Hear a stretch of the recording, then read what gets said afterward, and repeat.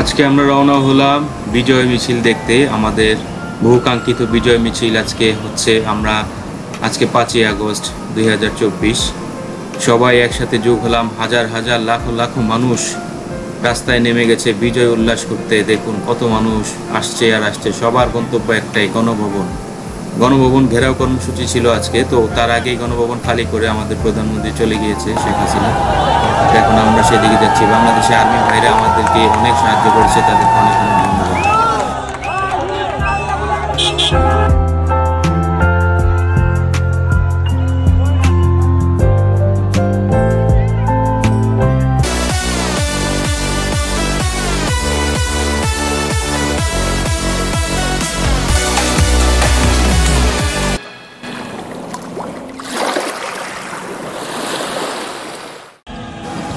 আজ 5ই আগস্ট 2024 বাংলাদেশের ইতিহাসে একটা স্মরণীয় দিন। এক সরকার, স্বৈরাচারী এক সরকার আজকে পতন হয়েছে। আমাদের 15 বছর পর আমরা স্বাধীন হয়েছি। যে দেশে আমরা মুক্ত ভাষায় কথা বলতে পারতাম না, যে কোনো কিছু বলার কোনো অধিকার ছিল না, সেই সরকার আজকে পতন হয়েছে। তাই আমরা আজকে যাচ্ছি বিজয় মিছিলে যোগ দিতে। লাখো লাখো মানুষ যাচ্ছে, সবার একই গন্তব্য, গণভবন ঘেরাও করবে। তো আমাদের আজকে কর্মসূচি ছিল গণভবন ঘেরাও করা। তার আগেই ছাত্র জনতা, সাধারণ জনগণ সবাই নেমে গেছে রাস্তায়। এই ভয়ে বাংলাদেশের শেখ হাসিনা সরকার নিজেই দেশ ত্যাগ করেছে সকাল 10টা কি 11টার মধ্যে। ঠিক তখন থেকে আবার আমাদের সেই পুনরাবৃত্তি, যেটা নেট বন্ধ করে দেওয়া, সেই নেট বন্ধ করে দিয়েছিল এবং সেই নেটটা চালু হয়েছে দুপুর 2টার পর। এবং ঠিক 3টার পর থেকেই নিউজটা প্রচার হওয়া শুরু করেছে যে বাংলাদেশের প্রধানমন্ত্রী শেখ হাসিনা পদত্যাগ করে দেশ ছেড়েছেন।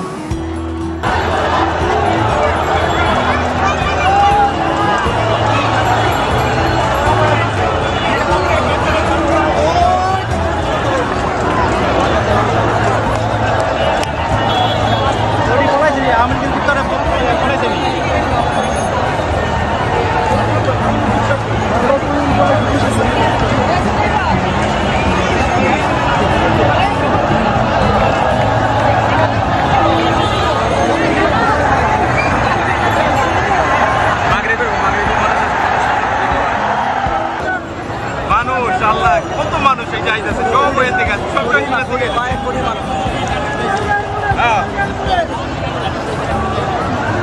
এই প্রজন্ম যেগুলা আন্দোলন করলো ওরা তো ভোটে দিতে পারেনি আর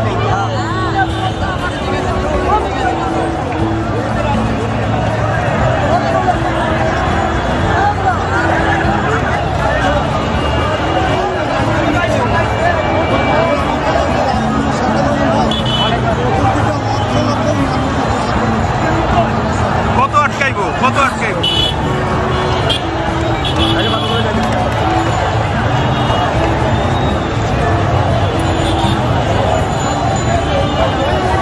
লাখো লাখো মানুষ বিজয় উল্লাসে যোগ দিতে চলে আসছে। আমরাও বাদ যাইনি, সবাই এই উপভোগটা করার জন্য যে একদিন আমরা বিজয় করেছিলাম। আমরা 71 দেখিনি, আমরা 52 দেখিনি, আমরা আজকে 2024 দেখলাম।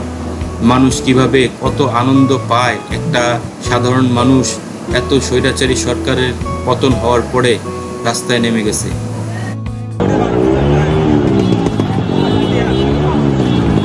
সব গণভবনের দিকে, সব গণভবনের দিকে এখন আসতেছে মানুষ।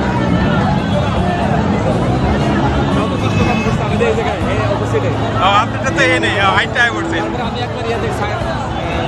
খাইয়া দর্শন যে অবস্থা কথা আমি তো এইটা তো বন্ধ মাসাল্লাহ ভালো লাগে বলতে পারি। ছেলেটা অনেক সম্ভব বলা পাটা আমাদের চলে যায় রিক্সা এত কথা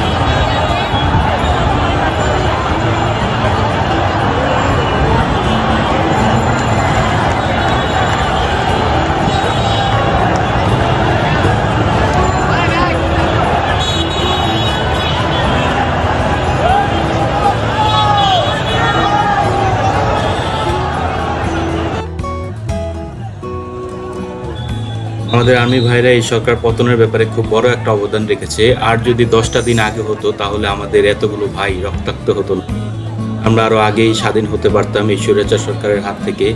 যাই হোক, অবশেষে তাদেরকে সবাই ফুল দিয়ে বরণ করে নিচ্ছে। তারা ক্ষমতা নেওয়ার পর থেকেই আমাদের শেখ হাসিনা পদত্যাগ করে চলে গিয়েছে দেশ ছেড়ে। এই জন্য তাদের সবাইকে সশস্ত্র সালাম জানাচ্ছে, সবাই হাত মিলাচ্ছে।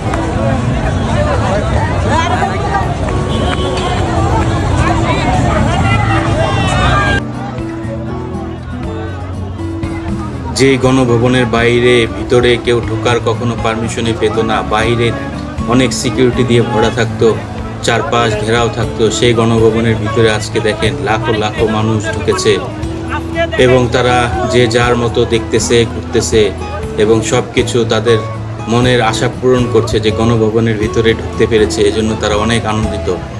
তবে এর মাঝেও অনেক কষ্ট লাগছে যে অনেকে আবার অনেক কিছু গণভবন থেকে নিয়ে যাচ্ছে। কেন ভাই এগুলো কেন করছেন? কারণ এগুলো আমাদের সম্পদ, এগুলো আমার টাকায় করা। আজকে প্রধানমন্ত্রী যেই থাকুক না কেন সেই আবার গণভবনে বসতে হবে। আমরা আজকে স্বাধীন হয়েছি একটা স্বৈরাচারের হাত থেকে এবং আবার যাতে কোনো স্বৈরাচারের হাতে না যায়, কোনো লুটতরাজের হাতে না যায়, সেই দিকে আমাদের সবাইকে সজাগ থাকতে হবে। এগুলো বাদ দিতে হবে এবং আমাদের চিন্তাধারাকে এগিয়ে নিয়ে যেতে হবে। আমাদের দেশটাকে আবার সমৃদ্ধশালী করে নিতে হবে। এটা কাজ, দায়িত্ব এটা আমাদেরই। দেখুন, আমরা সবাই গণভবনের বাইরে, গণভবনের ছাদে সবাই বিজয় উল্লাস করছে, যেখানে আসলে মানুষ পিঁপড়া ঢোকারও সাহস পেত না, এত পরিমাণ সিকিউরিটি ছিল। আর আজকে এর ভিতরে মানুষ উল্লাস করছে, বিজয় উল্লাস, কেউ এদেরকে থামাতে পারবে না। এবং বাইরে কিছু স্টুডেন্ট ভাইরা ছিল, যারা কিছু জিনিসপত্র নিয়ে যাচ্ছে তাদের থেকে যেভাবে যতটুকু পারছে রেখে দিচ্ছে। এই ভাইদের জন্যই আজকে আমরা এত দূর একটা স্বৈরাচার সরকারের হাত থেকে রেহাই পেলাম। এত বছরের একটা ভোটাধিকার যেটা আমাদের কেড়ে নিয়েছিল, ইনশাল্লাহ আমরা আবার ভোট দিয়ে একটা যোগ্য সরকার নির্বাচন করতে পারবো। সবাই ভালো থাকবেন এবং আমাদের দেশটার জন্য সবাই দোয়া করবেন। ইনশাল্লাহ আমরা যেন ভালো কিছু পাই।